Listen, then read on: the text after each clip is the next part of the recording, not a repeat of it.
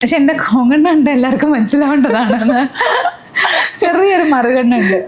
എന്തോ കുറച്ച് സ്റ്റൈലിഷ് ഒക്കെ ആയിട്ട് പറഞ്ഞാൽ കുറച്ച് സർപ്പദൃഷ്ടി ഉണ്ടെന്നൊക്കെ. സെൽഫ് ലവ് വേണം, അല്ലെങ്കിൽ എൻ്റെ ഒരു മെൻ്റൽ ഹെൽത്തിനെ വല്ലാണ്ട് അഫക്റ്റ് ചെയ്യുന്നുണ്ട്. ഒരു റിലേഷൻഷിപ്പ് എൻഡ് ചെയ്യുന്നൊക്കെ ആ ഒരു സമയമൊക്കെയാണ്. അപ്പം ഹെൽത്ത് ഇഷ്യൂസ് ഉണ്ടായിരുന്നു, മെൻ്റൽ ട്രോമാസ് ഒക്കെ ഉണ്ടായിരുന്നു, കൺഫ്യൂഷൻസും ഒക്കെ ഉണ്ടായിരുന്നു. ഞാൻ പറഞ്ഞു വെടിവഴിപാടിലെ പല ഡയലോഗുകളും ഞാൻ മനസ്സിലാക്കി വരുന്നേ ഉള്ളൂ. അന്ന് കുറേ പണ്ടല്ലേ അത് ചെയ്യുന്നത്. ആക്ച്വലി ആണ് അതിലെ കുറേ സാധനങ്ങൾ എനിക്ക് പിന്നീട് പല പല സ്ഥലങ്ങളിൽ നിന്ന് ഡിസ്കഷൻസ്, ഇത് അങ്ങനെയായിരുന്നോ എന്നൊക്കെ ഞാൻ പിന്നെയാണ്. അമ്മയ്ക്കൊക്കെ സങ്കടമായിരുന്നു അത് കണ്ടിട്ട്. എന്ന് വെച്ചാൽ ആദ്യത്തെ ഒരു 6 വർഷം എൻ്റെ കൂടെ എല്ലാ ലൊക്കേഷനിലും അമ്മ വരുമായിരുന്നു. അപ്പം ഈ രൂപം കാണുമ്പം സഹിക്കാൻ പറ്റുന്നുണ്ടായിരുന്നില്ല. മേല് മുഴുവൻ ആക്സിഡൻ്റായി മുട്ടയൊക്കെ അടിച്ച്. അപ്പം അങ്ങനെ ഒരു റോളായിരുന്നു. പക്ഷെ ആ ഫിലിം ഡ്രോപ്പായി. ഈ ഫോട്ടോയിൽ ഞങ്ങൾ എപ്പോഴും കളിയാക്കുന്ന അനിയത്തിയുടെ വയറാണ് ഹൈലൈറ്റ്. പിന്നെ കൊല്ലരുത്. ഞാൻ എല്ലാ ദിവസവും 12 മണിക്ക് കുളിക്കുമായിരുന്നു ഗന്ധർവനെ കാണാൻ. അത് രാമർ എന്ന് പറയുന്ന ഒരു തമിഴ് സിനിമയാണ്. തുടക്കം തമിഴിലായിരുന്നു. അതെ അതെ അതെ. എൻ്റെ 2ാമത്തെ ഫിലിമാണ് രാമർ. മഹാലക്ഷ്മി ആണോ? എനിക്ക് മനസ്സിലായില്ല. ഐബ്രോ ഒക്കെ ഭയങ്കര മെലിഞ്ഞ അന്നത്തെ ത്രെഡിങ് ആണ്. പക്ഷെ എൻ്റെ കോങ്കണ്ണുണ്ട് എല്ലാവർക്കും മനസ്സിലാവേണ്ടതാണെന്ന്. ചെറിയൊരു മറുകണ്ണുണ്ട്. എന്തോ കുറച്ച് സ്റ്റൈലിഷ് ഒക്കെ ആയിട്ട് പറഞ്ഞാൽ കുറച്ച് സർപ്പദൃഷ്ടി ഉണ്ടെന്നൊക്കെ. നല്ല ഭംഗിയുണ്ട്, പറഞ്ഞോളൂ. രാമർ, മഹാലക്ഷ്മി എന്നാണ് എൻ്റെ ക്യാരക്ടറിന്റെ പേര്. അയ്യോ, കടലൂരായിരുന്നു അതിന്റെ ഷൂട്ട്. പൊള്ളിയിട്ടുണ്ടല്ലോ. ഈ സിനിമേൻ്റെ ലാസ്റ്റ് ഡേ അല്ലെങ്കിൽ ലാസ്റ്റ് വീക്കിലെ ഫോട്ടോസ് കണ്ടാൽ ഞാനിങ്ങനെ സ്കിന്നൊക്കെ പൊള്ളി ബ്രൗണായി. ഈ സിനിമ ആലോചിക്കുമ്പോൾ തന്നെ എനിക്ക് ആ ബീച്ചിലെ ചൂടാണ് ഓർമ്മ വരുന്നത്. ബീച്ചിലെ ചൂട് മാത്രമല്ല, അതിൽ തന്നെ കടലിൽ കൊണ്ടിടുന്ന ഒരു സീനുണ്ട്. എനിക്കാണെങ്കിൽ ഇങ്ങനെ ആവേശമാണ് ഇങ്ങനത്തെ അഡ്വഞ്ചറസ് പരിപാടികളൊക്കെ വന്നത്. എന്നെ തീ കൊണ്ടിടൂ, എന്നെ കടലിൽ കൊണ്ടിടൂ എന്നൊക്കെ പറയുന്ന ഒരാളാണ് ഞാൻ. അപ്പം ഇവരെന്നെ കടലിൽ കൊണ്ടിട്ടു. എൻ്റെ കണ്ണിൽ കടൽ കയറി ആശുപത്രി കൊണ്ടുപോയി കണ്ണ് ക്ലീൻ ചെയ്യേണ്ടി വന്നു. എനിക്ക് കണ്ണ് അടയ്ക്കാനും തുറക്കാനും പറ്റണില്ല മണൽ കയറിയിട്ട്. ആവേശം. എന്നിട്ട് ICU, എനിക്കറിയില്ല എങ്ങനെയാണ് കണ്ണ് ക്ലീൻ ചെയ്യാന്നൊന്നും. അപ്പോൾ ICU പോകുമ്പോൾ അവർ സിറിഞ്ച് കൊണ്ട് ഇങ്ങനെ വാട്ടർ സ്പ്രേ ചെയ്യും കണ്ണിലേക്ക് ഫോഴ്സ് ആയിട്ട്. ഞാൻ വിചാരിക്കുന്നത് അവരെൻ്റെ കണ്ണിൽ സൂചി കുത്താൻ വരാമെന്ന്. ഞാൻ സിറിഞ്ച് കണ്ടുള്ളൂ, സൂചി ഉണ്ടോ ഇല്ലെന്ന് കണ്ടില്ല. ഞാൻ കാറി വിളിച്ച് ബഹളം വെച്ച് അങ്ങനെ അതൊരു വിധത്തിൽ അത് കണ്ണടയ്ക്കാനും തുറക്കാനും വയ്യാത്ത ആ സിനിമ ആലോചിക്കുമ്പോൾ ഇതൊക്കെയാണ്. പിന്നെ അതിൽ വില്ലന്മാർ തന്നെ തട്ടിക്കൊണ്ടുവന്ന ഒരു ഓംനി വാനിലാണ് നട്ടുച്ചയ്ക്ക്. അതിൽ AC വർക്ക് ചെയ്യൂല, ബീച്ച് സൈഡ് ഷൂട്ടും. നമ്മളിങ്ങനെ ഓവനിലൊക്കെ ഇട്ട പോലെ വെന്തു. കടലൂര് ഭയങ്കര ചൂടുള്ള സ്ഥലമാണ്. വെന്തുപോയി ഞാൻ. അപ്പം ആ ഫോട്ടോ കാണുമ്പോൾ എനിക്ക് അതൊക്കെ ഓർമ്മ. അതെ അതെ. ഇത് കാണുമ്പോൾ എന്താ ഓർമ്മ വരുന്നത്? ഇത് എൻ്റെ ഒരു ടീനേജ് കാലഘട്ടമാണ്. ഡാൻസ് വീട്ടിൽ നല്ല കുട്ടിയായി എല്ലാ ദിവസവും പ്രാക്ടീസ് ചെയ്തുകൊണ്ടിരുന്ന ഒരു കാലമാണ്. ആ കാലത്ത് ഞാൻ സ്കൂളിൽ പഠിക്കുമ്പം എൻ്റെ ബാക്കിലൊക്കെ സിനിമ പോസ്റ്റ് നമ്മൾക്ക് അങ്ങനെ സിനിമയൊന്നും കാണുന്ന പരിപാടിയില്ല. പക്ഷെ എൻ്റെ സ്കൂള് കോൺവെന്റ് സ്കൂളിലാണ് ഞാൻ പഠിച്ചത്. അപ്പം നമ്മളിങ്ങനെ ഭയങ്കര മലയാളത്തല്ല. അപ്പം ഋത്തിക് റോഷന്റെ ഒക്കെ സമയമാണ്. അപ്പം എല്ലാരും ഇങ്ങനെ അപ്പം അങ്ങനെയൊക്കെ പോസ്റ്റേഴ്സ് ഒക്കെ ഉണ്ട്. അങ്ങനെ ചുമര് മുഴുവൻ ഞാൻ എന്തൊക്കെയോ എഴുതി വെക്കുന്നു. പിന്നെ എൻ്റെ സ്കൂൾ ജീപ്പിൽ എൻ്റെ മടിയിലിരുന്ന് ട്രാവൽ ചെയ്യുന്ന ഒരു കുട്ടീണ്ട്. അവള് സൺഡേ ഒക്കെ വീട്ടിൽ വന്ന് ചുമരിൽ മുഴുവൻ ABCD ഒക്കെ എഴുതി വെച്ചിട്ടുണ്ട് ആ ചുമരില്. എനിക്ക് ഭയങ്കര ഇഷ്ടമുള്ളൊരു സൽവാറായിരുന്നു, ഇടാൻ ഭയങ്കര സുഖമുള്ളൊരു സൽവാർ. ഒരുപാട് ഡാൻസ് പ്രാക്ടീസ് ചെയ്യണം എല്ലാ ദിവസവും കൃത്യമായി. നല്ല കുട്ടിയായി പ്രാക്ടീസ് ചെയ്തിരുന്ന കാലമാണ്. 6 വർഷമായി ഞാൻ പ്രാക്ടീസ് ചെയ്തിട്ട്. കഴിഞ്ഞ കുറെ ഇന്റർവ്യൂല് പറയുന്നുണ്ടായിരുന്നു തുടങ്ങിയിട്ടില്ല, ഇനി ഞാൻ പറയുന്നില്ല. ഇത് എവിടുത്തെയാ നോക്കട്ടെ. ഗോപികയാണ് അപ്പുറത്ത്. ഗോപികയും ഞാനും. ഇതിന്റെ പ്രാക്ടീസിന്റെ ഒരു ഫോട്ടോ ഉണ്ടായിരുന്നു. ഇത് പാലക്കാട് കല്ലേക്കുളങ്ങര കഥകളി ഗ്രാമത്തിലാണ് ഞാൻ കഥകളി പഠിച്ചിട്ടുണ്ടായിരുന്നത്, കലാമണ്ഡലം വെങ്കിട്ടരാമൻ ആശാന്റെ അടുത്ത്. അപ്പം എനിക്ക് തോന്നുന്നത് ഞങ്ങള് പാതാക്കര ആനമങ്ങാട് ഒരു സ്ഥലമുണ്ട്. അവിടെ ഒരു സാറിൻ്റെ ഷഷ്ടിപൂർത്തിക്ക് കഥകളി ഉണ്ടായിരുന്നു. അന്നത്തെ പെർഫോമൻസിന്റെ ഫോട്ടോയാണത്. അനു കഥകളി കളിക്കും എന്നൊക്കെ പറഞ്ഞു കഴിഞ്ഞാല് ചിലർക്ക് പെട്ടെന്ന് ആ ഫോട്ടോ തെളിവുണ്ട് ഞാൻ കാണിച്ചിരിക്കുന്നു. ഇത് ഞാൻ എടുത്തു വെക്കാൻ കാരണം ഇതിന് കൊടുത്തിരിക്കുന്ന ക്യാപ്ഷൻ സെൽഫ് ലവിനെ കുറിച്ച് പറഞ്ഞുകൊണ്ടായിരുന്നു. അതിനെ കുറിച്ച് കൂടെ ചോദിക്കാൻ വേണ്ടിയിട്ടാണ്.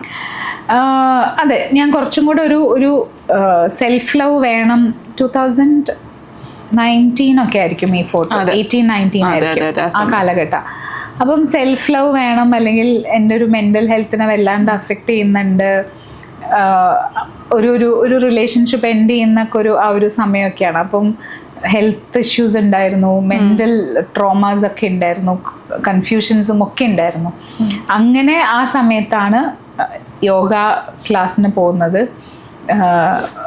യോഗയ്ക്ക് ഇത് തൃശ്ശൂരാണ്, സലീഷ് സാറിൻ്റെ അടുത്താണ് ഞാൻ യോഗ പഠിച്ചിട്ടുണ്ടായിരുന്നത്. ഇപ്പോഴും ഞാൻ ഫോളോ ചെയ്യും, എന്തെങ്കിലും ഡൗട്ട് വരുമ്പോൾ സാറിനെ വിളിച്ച് ചോദിക്കും. ഇപ്പോൾ ക്ലാസ്സിന് പോകാറില്ല.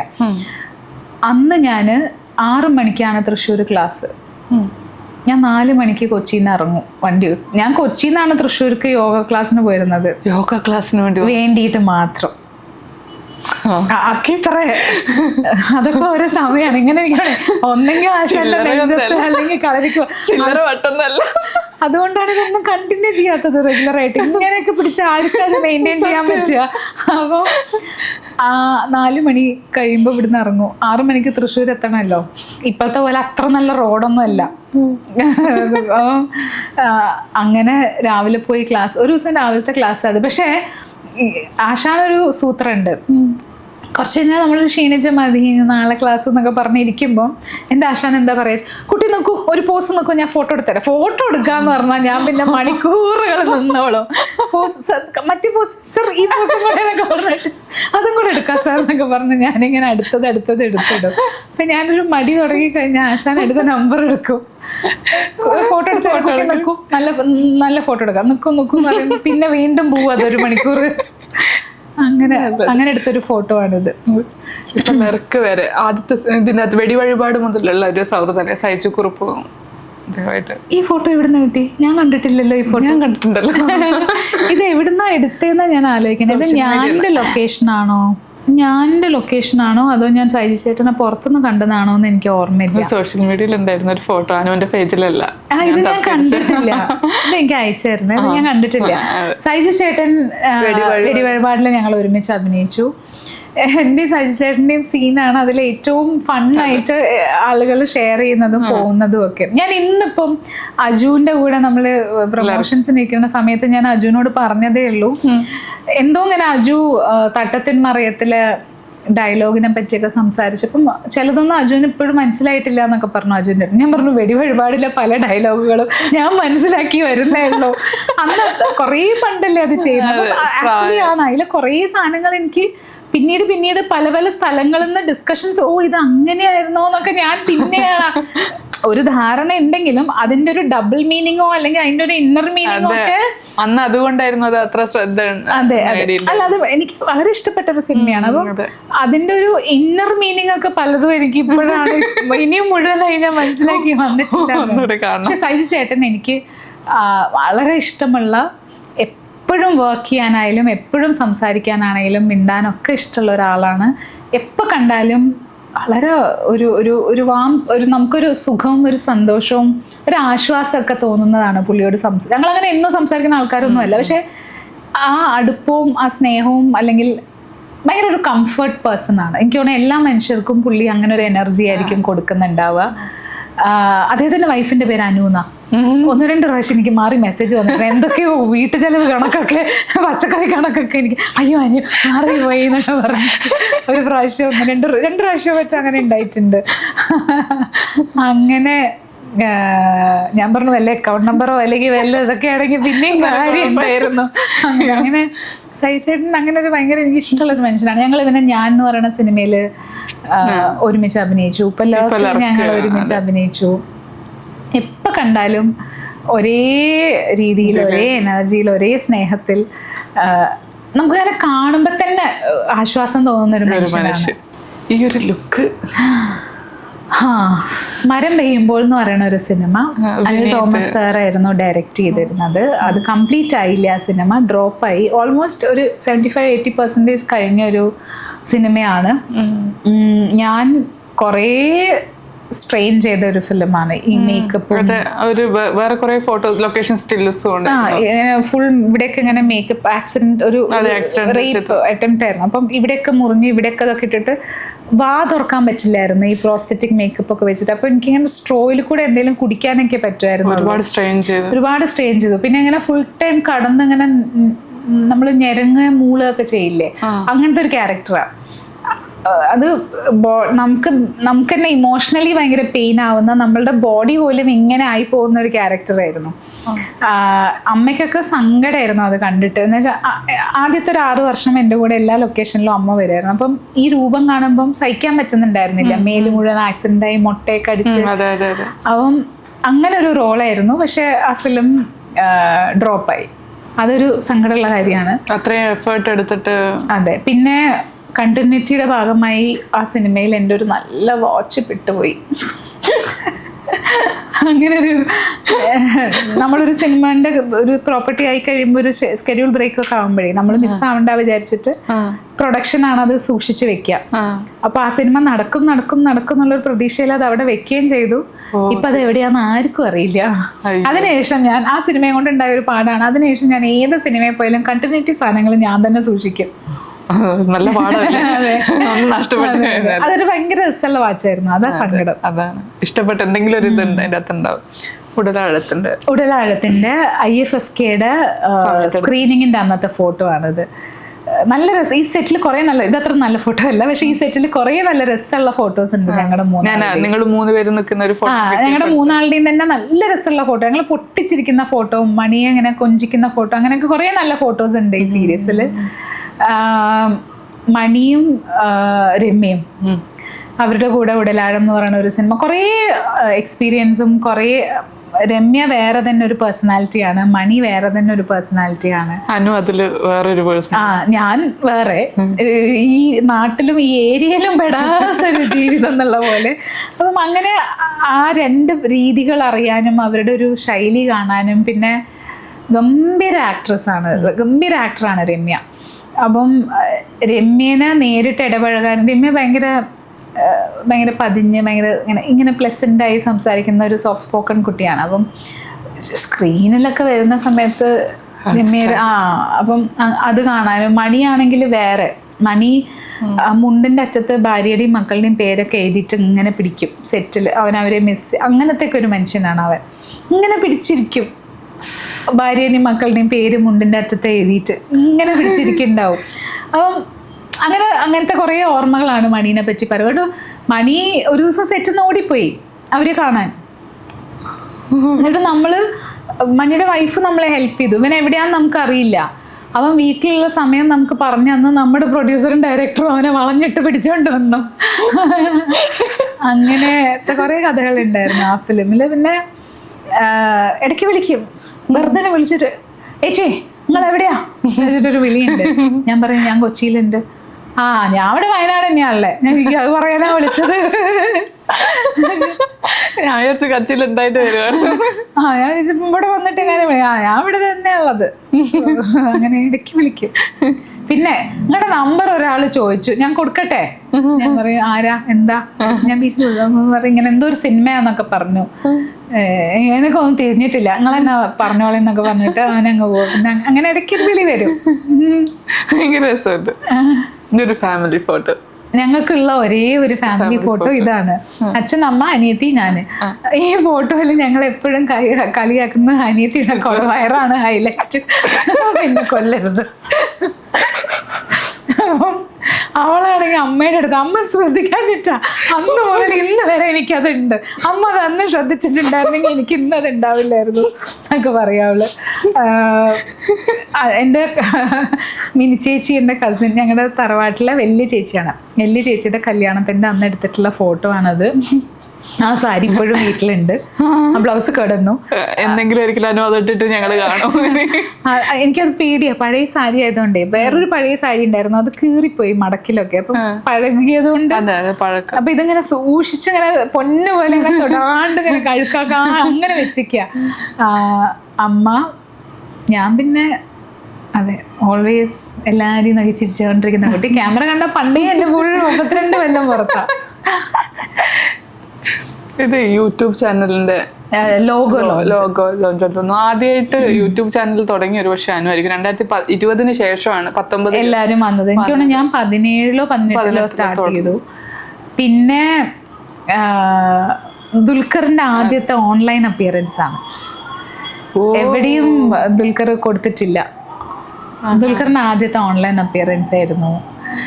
ഞാനിൽ ഒരുമിച്ച് കുറേ ദിവസം അഭിനയിച്ചു. അപ്പം എൻ്റെ നാടും വീടും പട്ടാമ്പിയും നടുവട്ടവും കഥകൾ പറഞ്ഞ് പറഞ്ഞ് പറഞ്ഞ് ഞാൻ ദുൽഖറിനെ വെറുപ്പിച്ചിട്ടുണ്ടോ? ദുൽഖർ മിക്കവാറും ഇതോടുകൂടി ഈ ചാനലോട് കൂടി അവളാ വഴി പോട്ടെ, എന്നെ വെറുപ്പിക്കില്ലല്ലോ. അതെ, അതാണോ അറിയില്ല. പക്ഷെ അല്ലാട്ടോ, പുള്ളി ഭയങ്കര എക്സൈറ്റഡ് ആയിരുന്നു, ഹാപ്പി ആയിരുന്നു. അദ്ദേഹത്തിന് ഇഷ്ടമുള്ള ഒരു കാര്യമാണ് ഇതൊക്കെ, ട്രാവൽ ചെയ്യലും ഡോക്യുമെന്റ് ചെയ്യലും എന്നൊക്കെ പറഞ്ഞു. എനിക്ക് ഡോക്യുമെന്റ് ചെയ്യാൻ ഇഷ്ടമാണ്, യാത്ര ചെയ്യാൻ ഇഷ്ടമാണ്. ഈ പറഞ്ഞ പോലെ പല പല ഉടുപ്പിടുക, പല പല സ്ഥലങ്ങൾ പോവുക, ആളുകളെ കാണുക, ഭക്ഷണം, അവിടുത്തെ വേഷം, ചെന്ന നാട്ടിൽ നിന്നൊക്കെ അവരുടെ ലോക്കൽ കോസ്റ്റ്യൂമിൽ ഫോട്ടോ എടുത്ത് അവിടുത്തെ ലോക്കൽ പെണ്ണുങ്ങളെ പോലെ നടക്കുക എന്നൊക്കെ ഉള്ളത് എനിക്ക് ഇഷ്ടമുള്ള കാര്യങ്ങളാണ്. അപ്പം ഞാൻ അതൊക്കെ പറഞ്ഞപ്പോൾ അദ്ദേഹത്തിന് അതൊക്കെ ഇഷ്ടമുള്ള കാര്യങ്ങളാണ്, വണ്ടി യാത്ര ഒക്കെ. അപ്പം അങ്ങനെ വളരെ സന്തോഷത്തോടെ ചെയ്തത്. ഒരു ലെജൻഡിനൊപ്പം. വേണുചേട്ടൻ എൻ്റെ അച്ഛനാണ് ആ സിനിമയില്. സംസ്കൃത പടമാണ്. തയ എന്നാണ് സിനിമയുടെ പേര്. താത്രിക്കുട്ടിയുടെ വേഷമാണ് ഞാൻ ചെയ്യുന്നുണ്ടായിരുന്നത്. വേണുചേട്ടൻ വളരെ ഇങ്ങനെ എല്ലാവരുടെയും മോളാണ് അനുമോള്. പേര് തന്നെ അനുമോളുള്ളതുകൊണ്ട് എല്ലാവരുടെയും മോളാണ് അനുമോള്. അനുമോളെ അങ്ങനെ വളരെ സ്നേഹത്തിൽ എന്നോട് പറയും. വലിയ ഭാഗ്യമാണ് അദ്ദേഹത്തിൻ്റെ കൂടെ അഭിനയിക്കാൻ പറ്റി. സെറ്റിൽ ആരുടെയോ ഒരു ബർത്ത്ഡേ നമ്മൾ ഒരുമിച്ച് ആഘോഷിച്ചു. ഗോപു എന്ന് പറഞ്ഞിട്ട് ആർട്ടിലൊരു പയ്യൻ്റെ ആയിരുന്നു തോന്നുന്നു. നമ്മൾ ബർത്ത്ഡേ ഒരുമിച്ച് ആഘോഷിച്ചു, കേക്കൊക്കെ കട്ട് ചെയ്ത്. വെയ്യാണ്ട് ഇരിക്കുന്നതായിരുന്നു, കുറച്ച് അവശത ഉണ്ടായിരുന്നു ആ സമയത്ത്. അതിലൊരു സീനിൽ മിഴാവ് കൊട്ടുന്ന ഒരു സീനൊക്കെ ഉണ്ട്. നമ്മളിങ്ങനെ അന്തം വിട്ട് നോക്കിയിരിക്കും, ഇത് എങ്ങനെയാണ് ഇങ്ങനെ ചെയ്യുന്നത്? അഭിനയിക്കാനല്ലേ ചേട്ടാ പറഞ്ഞത്? ചേട്ടൻ ഇങ്ങനെ അത്ര അസാധ്യമായിട്ട് ഗംഭീരമായിട്ട് ചെയ്യുന്നൊക്കെ ഉണ്ടായിരുന്നു. അപ്പം അങ്ങനെ നമുക്ക് അവിടെ ഇരുന്ന് തോന്നിപ്പോകും. ചിലരൊക്കെ അഭിനയിക്കുമ്പം സ്ക്രീനിൽ വരുമ്പോഴാണ് അതൊരു വേറെ റേഞ്ചിൽ നമുക്ക് തോന്നാം. ബിക്കോസ് അത് ലെൻസിങ്ങും ക്യാമറയും ആ സെറ്റപ്പും ഒക്കെ വെച്ചിട്ട്. വേണുചേട്ടനൊക്കെ എനിക്ക് തോന്നുന്നു നിങ്ങളോട് അഭിനയിക്കാനല്ലേ പറഞ്ഞ, എങ്ങനെ പോയി ജീവിക്കണോ എന്നൊക്കെ നമുക്ക് ചോദിക്കാൻ തോന്നിപ്പോവും. അങ്ങനെ നമ്മളിങ്ങനെ അന്തം വിട്ട് നോക്കി നിൽക്കുന്ന അതെ ആക്ടേഴ്സിൽ ഒരാളാണ്. ഇത് ഇവൻ മേഘരൂപന്റെ ഇവൻ മേഘരൂപനിൽ ഇത് വിനോദ് സുകുമാരൻ എടുത്ത ഫോട്ടോ ആണ്. എഡിറ്ററാണ് അദ്ദേഹം, ഫോട്ടോഗ്രാഫർ അല്ല ആ പടത്തിന്റെ എഡിറ്ററാണ് വിനോദ്. ഈ ഫോട്ടോ കണ്ടിട്ടാണ് എന്നെ അകത്തില് വിളിക്കുന്നത്, അകത്തിൽ അഭിനയിക്കാൻ വിളിക്കുന്നത്. അകത്തിൽ അഭിനയിച്ചത് കൊണ്ടാണ് റഷീദൊക്കെ ചായില്യത്തിലേക്ക് എന്നെ വിളിക്കുന്നത്. അപ്പം എന്റെ ജേർണി തുടങ്ങാൻ കാരണമായ ഒരു ഫോട്ടോ കൂടെയാണ്. വിനോദാണ് എടുത്തത്. ഇത് എന്നിട്ട് അന്ന് പത്രത്തില് ഇന്റർവ്യൂവിന്റെ കൂട്ടത്തിൽ, എൻ്റെ അല്ല മൊത്തത്തിൽ സിനിമ വിശേഷത്തിന്റെ കൂട്ടത്തിൽ ഈ ഫോട്ടോ വന്നു. ആ ഫോട്ടോ കണ്ടിട്ടാണ് ശാലിനി എന്നെ വിളിക്കുന്നത് അകത്തിന് വേണ്ടിയിട്ട്. എനിക്കിപ്പോഴും ഭയങ്കര ഇഷ്ടമുള്ള ഫോട്ടോയും ലുക്കും ഒക്കെയാണ്. എനിക്കിഷ്ടമാണ് 80കളിൽ ജീവിക്കാൻ. എൻ്റെ അമ്മ ജീവിച്ച കാലഘട്ടത്തിൽ ജീവിക്കാൻ ഇഷ്ടമുള്ള കുറേ കാര്യങ്ങളല്ല, ആ പ്രോഗ്രസീവായിട്ടുള്ള കാലവും വേണം. പക്ഷെ അന്നത്തെ ഈ ഒരു പ്രീ മൊബൈൽ ഇറയുണ്ടല്ലോ, മൊബൈൽ വരും മുന്നേ ഉള്ള ഒരു ജീവിതം ഉണ്ടല്ലോ, ഞാനും ആഗ്രഹിക്കുന്നു. ആ ഒരു ജീവിതം. ഈവൻ ഫോണും ഇല്ലെങ്കിലും കുഴപ്പമൊന്നുമില്ല, ട്രങ്കോൾ വിളിച്ചാൽ മതി.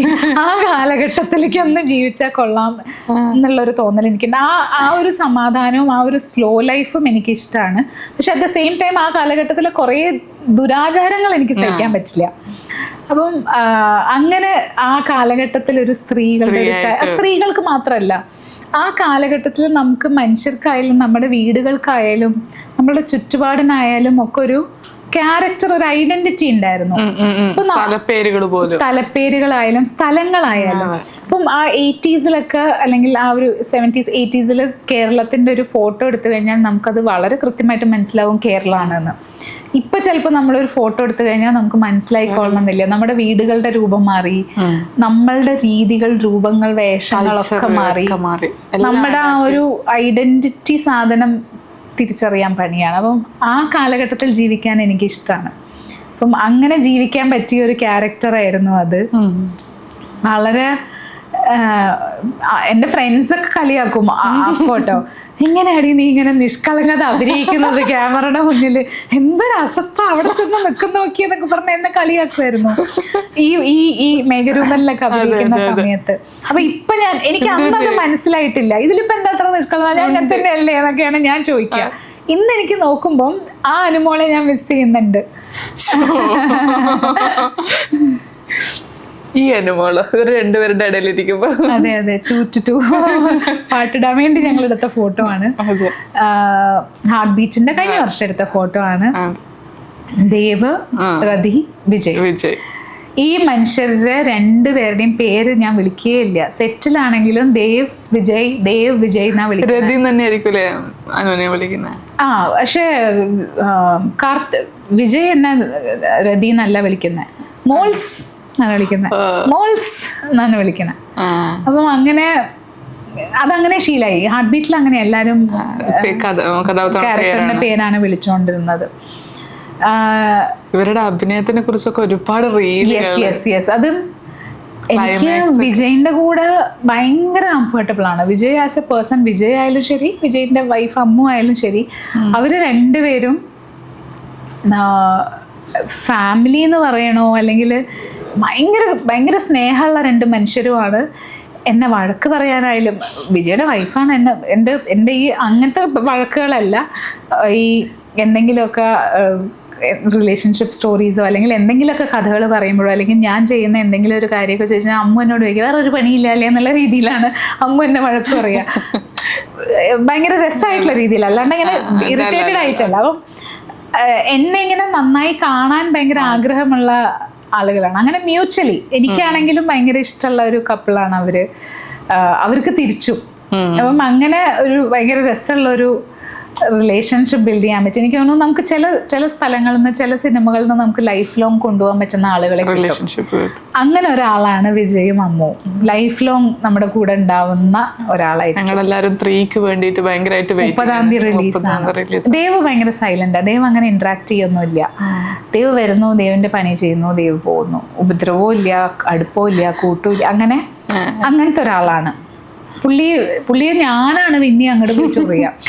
ചിലപ്പോ ഹഗ് ചെയ്യുന്ന കോംബോ ഭയങ്കര രസമാണ്. ആദ്യമൊക്കെ ഹഗ് ചെയ്യുന്ന സീനൊക്കെ ഉണ്ടെങ്കിൽ പുള്ളിക്ക് ഭയങ്കര ബുദ്ധിമുട്ടാ. പുള്ളി ഇങ്ങനെയൊക്കെ ഞാൻ അങ്ങോട്ട് കയറി ഹഗ് ചെയ്യേണ്ട പരിപാടി അങ്ങനെയാണ്.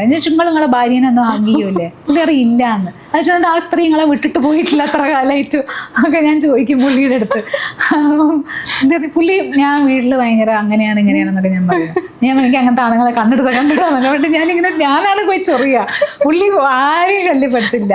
എനിക്ക് ചില സമയത്ത് നിങ്ങൾക്ക് എന്താ നിങ്ങളുടെ ഭാര്യ കെട്ടിപ്പിടിച്ചാന്നൊക്കെ പറഞ്ഞിട്ട് ഞാൻ പോയി ഭീഷണിപ്പെടുത്തും പുള്ളിയെ. അങ്ങനത്തെ ഒരു മനുഷ്യനാണ് വിജയായിട്ടാണ് ഞാൻ എപ്പോഴും. ഞാനും വിജയും സെറ്റിലിരുന്നാൽ ഞങ്ങൾ ചർച്ച ചെയ്യാത്ത കാര്യങ്ങളില്ലേ? മെന്റൽ ഹെൽത്ത്, പൊളിറ്റിക്സ്, ഭക്ഷണം, ഡാൻസ്, നാടകം, സ്റ്റേജ്, സിനിമ, സ്റ്റാൻഡപ്പ്, എന്ത് ഞങ്ങൾക്ക് ചർച്ച ചെയ്യാം. സ്റ്റാൻഡപ്പ് കോമഡി ആണല്ലോ. ഇങ്ങനെ വായിക്കും, അല്ലെങ്കിൽ വീട്, ഫ്ലാറ്റ്, ഇന്റീരിയർ, ഞങ്ങൾ സംസാരിക്കാത്ത വിഷയമില്ല ഞാനും വിജയ്. ഇതെനിക്ക് ആ ലുക്ക് ഇഷ്ടമായോണ്ട് എടുത്ത് വെച്ചാൽ തിലകർ, കിഷോർ സാർ എന്നെ ഓൺ സ്ക്രീൻ പൊണ്ടാട്ടി. ഇപ്പൊ ഞാൻ കിഷോർ സാറെ വിളിക്കുകയാണെങ്കിൽ സാർ ഫോൺ എടുത്തു കഴിഞ്ഞാൽ സുല്ലങ്കമ്മ ഓൺ സ്ക്രീൻ പൊണ്ടാട്ടി. എനിക്ക് ഇഷ്ടമുള്ളൊരു ആക്ടറുമാണ് കിഷോർ സാർ. പുള്ളി ഫ്രെയിം വരുമ്പോ തന്നെ ഒരു എനർജി അല്ലേ. എന്ത് റോളാണ് പുള്ളി. ഒരു 10,000 മനുഷ്യർ നിൽക്കുന്ന കൂട്ടത്തിൽ നമുക്ക് പുള്ളിയെ കാണാൻ പറ്റും, കണ്ടുപിടിക്കാൻ പറ്റും. അത് ഹൈറ്റ് കൊണ്ടല്ല, പുള്ളിയുടെ ഒരു ഓറ അങ്ങനെയാണ്. അപ്പം തിലകർ എന്ന് പറയുന്ന ഫിലിമാണിത്.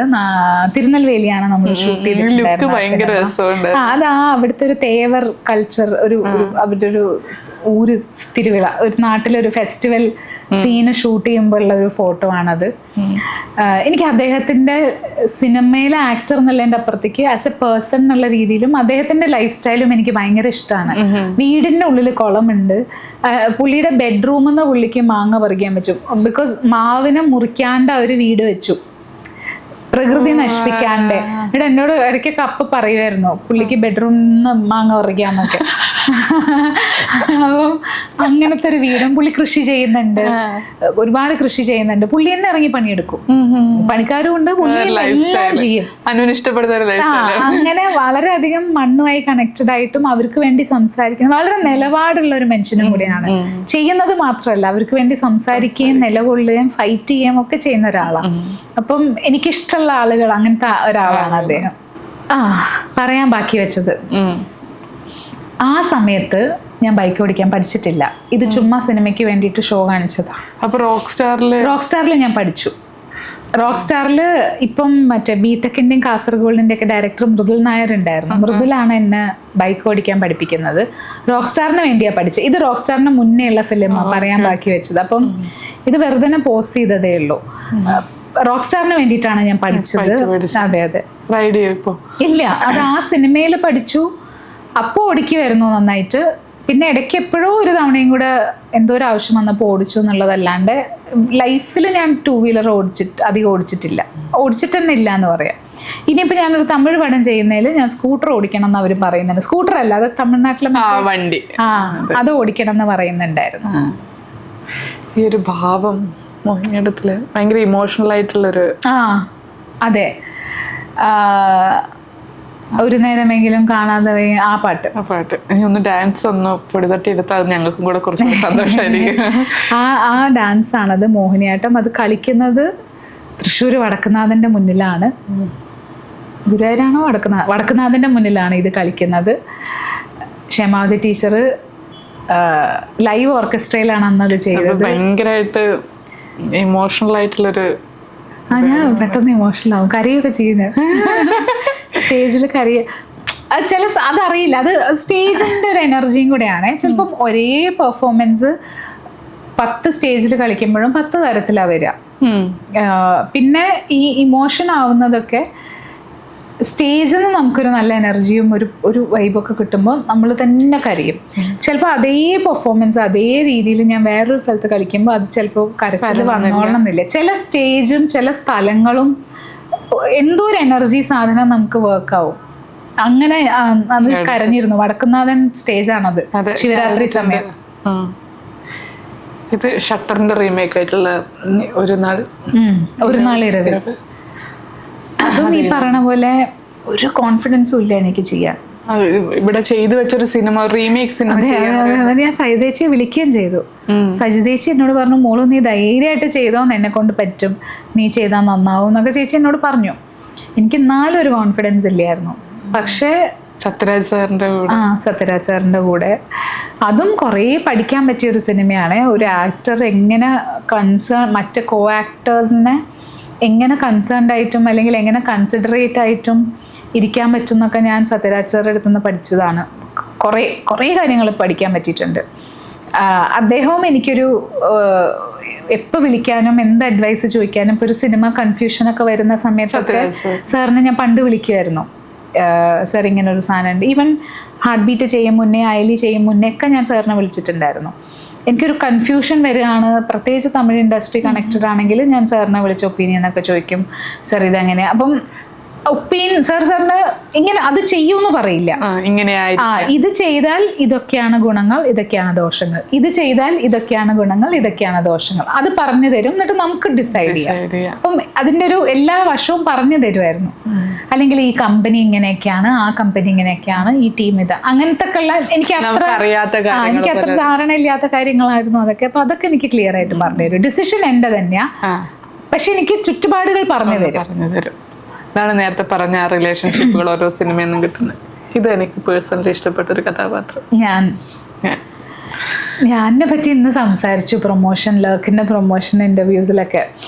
ഇതിന്റെ തൊട്ട് മുന്നേ ഒരു ചിരിക്കുന്ന സീനുണ്ട്. ഇതൊരു ആ സീനിന്റെ ഷോട്ടാണ്. ഇത് ഫോട്ടോ എടുത്തതാണ്, പക്ഷെ അതിലൊരു ചിരിക്കുന്ന ഷോട്ട് ഉണ്ടായിരുന്നു. അതൊക്കെ എനിക്ക് ചിരിയൊക്കെ 2-3 ടേക്ക് കഴിഞ്ഞാൽ പിന്നെ എനിക്ക് വളരെ ബുദ്ധിമുട്ടാണ്. എനിക്കെന്നല്ല, നമുക്കൊക്കെ ഒരു 2-3 പ്രാവശ്യമല്ലേ ഫോട്ടോന് നേരെ ചിരിക്കാൻ പറ്റും. അത് കഴിഞ്ഞാൽ പിന്നെ ഒരു വൃത്തികെട്ട ചിരിയാണ്, ആർട്ടിഫിഷ്യൽ ആയി.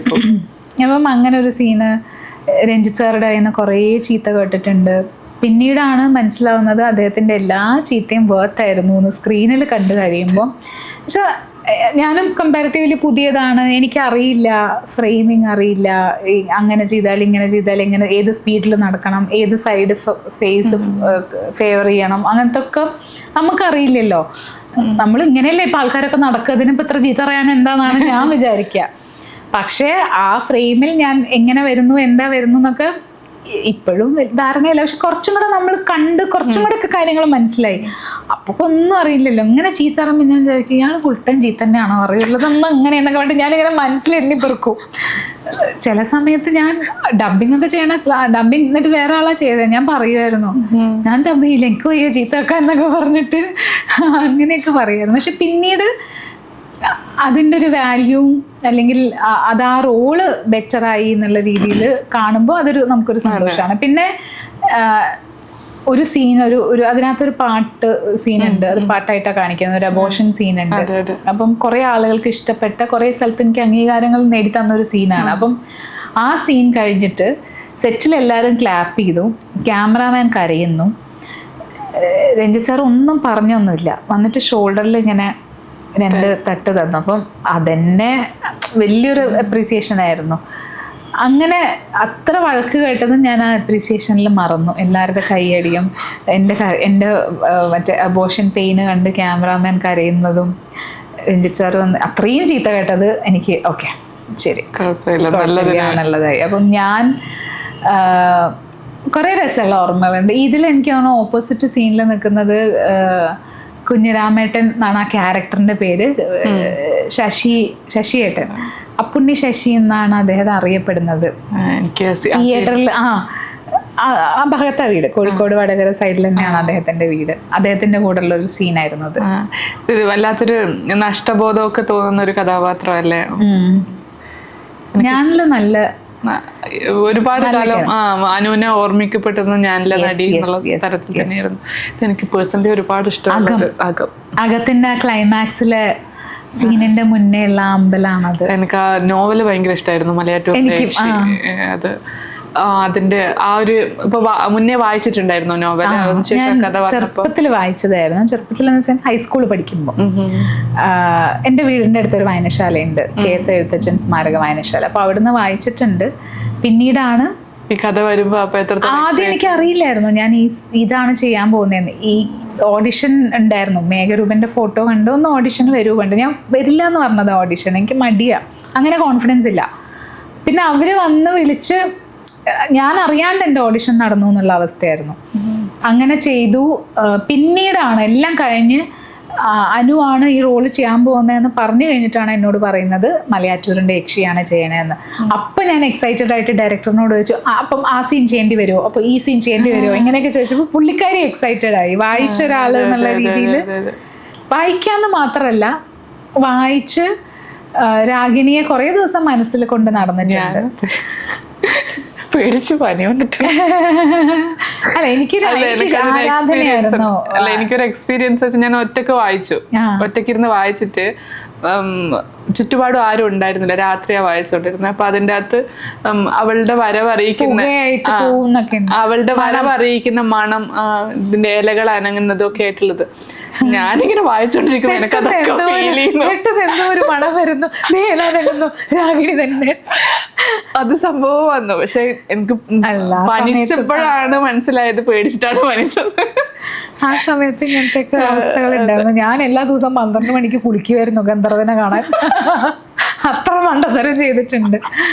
പക്ഷെ എനിക്ക് യക്ഷികളോടും ഗന്ധർവന്മാരോടും ഒക്കെ ഒരു ഇഷ്ടം അന്നേ ഉണ്ട് കേട്ടോ. ഇപ്പം യക്ഷി വായിക്കുമ്പോ എനിക്ക് പേടി ഉണ്ടായിട്ടില്ല. എന്റെ ആഗ്രഹം യക്ഷിയോട് എങ്ങനെ സംസാരിക്കാം, യക്ഷി വന്നാൽ എങ്ങനെ അവരെ കാണണം, അവരെന്താ ഇത്ര ഭംഗി എന്താ ഉണ്ടാവുക, അല്ലെങ്കിൽ അവരെ പോലെ ഭംഗി എനിക്ക് ആക്കി തരുമോ എന്നൊക്കെ അവരോട് ചോദിക്കണം എന്നൊക്കെയായിരുന്നു എന്റെ ആ കാലത്തെ ആഗ്രഹം. അതേമാതിരിയാണ് അമ്മമ്മ രാത്രി കുളിക്കുമ്പോൾ ചീത്ത പറയും, രാത്രി കുളിക്കണം പെൺകുട്ടികളെ ഗന്ധർവൻ പിടിച്ചോണ്ടോന്നാണല്ലോ പറയാ. അങ്ങനെ അതൊക്കെ കള്ളക്കഥയാണ്, പറ്റിക്കലാന്ന് നമുക്ക് വലുതാകുമ്പോഴേ മനസ്സിലാവുള്ളൂ. അപ്പം എന്നാ ശരി ഗന്ധർവൻ, എന്റെ മനസ്സിലെ ഗന്ധർവൻ എന്താണെന്നറിയോ, ഹോംവർക്ക് എഴുതി തരാൻ പറയും. നമ്മളാ സിനിമയിൽ അതല്ലേ, ഹോംവർക്ക് എഴുതി തരാൻ പറയുമ്പോ ഹോംവർക്ക് എഴുതി തീർത്തു തരുന്നു. ഐസ്ക്രീം വേണമെന്ന് പറയുമ്പോൾ പറന്നിട്ട് നമുക്ക് ഐസ്ക്രീം കഴിക്കാൻ പോവാം. ഇതാണ് എന്റെ മനസ്സിലെ ഗന്ധർവൻ. ആ ഗന്ധർവനെയാണ് ഞാൻ കാത്തിരുന്നത്. ഐസ്ക്രീമും വന്നില്ല, ഹോംവർക്കും ഞാൻ തന്നെ എഴുതേണ്ടി വന്നു. ഇത് ഇപ്പൊ സെന്റ് തെരേസസിൽ ഒരു പ്രോഗ്രാമിന് പോയതാണ്. ഒരു കുറെ ക്യാമറയെ അഭിമുഖീകരിച്ച് നിൽക്കുന്ന അനുവിനെ കണ്ടപ്പോൾ ഇപ്പം കിട്ടുന്ന ഒരു റിസീവ് ഉണ്ടല്ലോ, നടിയായതിനു ശേഷം, അതായത് യാദൃശ്ചികമായിട്ട് നായികയായി വന്നതിന് ശേഷമുള്ള നായിക എന്ന തരത്തിൽ ഇപ്പം അംഗീകരിക്കപ്പെടുമ്പോഴുള്ള, ശ്രദ്ധിക്കപ്പെടുമ്പോഴുള്ള ഒരു ഫീലിനെ കുറിച്ചൊക്കെ ചോദിക്കാൻ വേണ്ടിയിട്ടാണ് ഞാൻ ആ ഫോട്ടോ എടുത്ത് വെച്ചത്. ആ ഫോട്ടോ ഒരേ സമയം സന്തോഷം തരുന്നതുമാണ്, അതേസമയം പേടിപ്പെടുത്തുന്നതും ഒരു ഫോട്ടോ ആണ്. നമ്മളിപ്പോൾ ജീവിക്കുന്ന ഒരു കാലഘട്ടത്തിൽ ഇത്ര അധികം ക്യാമറാസ് നമ്മുടെ ചുറ്റും, പണ്ട് നമ്മൾ ഇത്ര അധികം ക്യാമറാസ് ചുറ്റും നിൽക്കുമ്പോൾ നമുക്കൊരു പ്രൗഡ് ഫീലിംഗ് ഉണ്ടായിരുന്നു, അല്ലെങ്കിൽ അങ്ങനെ ഒരു വാല്യുബിൾ ആയിട്ടുള്ള ഒരു സ്പേസിൽ അങ്ങനെ ഒരാൾക്കാണ് അങ്ങനെ ഒരു ഓപ്പർച്യൂണിറ്റി ഉണ്ടാവുക. ഇന്നത്തെ കാലത്ത് പക്ഷെ അത് അല്ലാണ്ടായി മാറിയിട്ടുണ്ട്. അപ്പം ചോദിച്ച ക്വസ്റ്റ്യനിലേക്ക് ഞാൻ വരാം, അതിനു മുന്നേ ഞാൻ ആ ഫോട്ടോ കണക്ട് ചെയ്ത് പറയാം. അപ്പം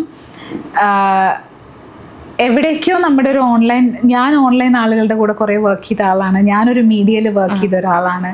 അപ്പം എവിടേക്കോ നമ്മളുടെ ആ ഒരു മീഡിയ കൾച്ചർ എവിടേക്കോ നമുക്ക് ആ ഒരു ബോർഡർ നമ്മൾ മറന്നു പോകുന്നു. ആ ലിമിറ്റ്, എവിടെ ആ ലൈൻ നിൽക്കണം എന്നുള്ളത് അറിയില്ല, മറന്നു പോകുന്നു എന്നുള്ളൊരു സ്പേസിലേക്ക് ബോർഡർ ഇല്ല ശരിക്കും. ഇപ്പം അത് വളരെ ഇപ്പം പല സ്ഥലങ്ങളിലേക്കും നമ്മൾ പോകുമ്പം, അല്ലെങ്കിൽ പല സ്ഥലങ്ങളിലും നമുക്ക് നമ്മളായിട്ടൊന്ന് സംസാരിക്കാൻ പറ്റാണ്ടായി.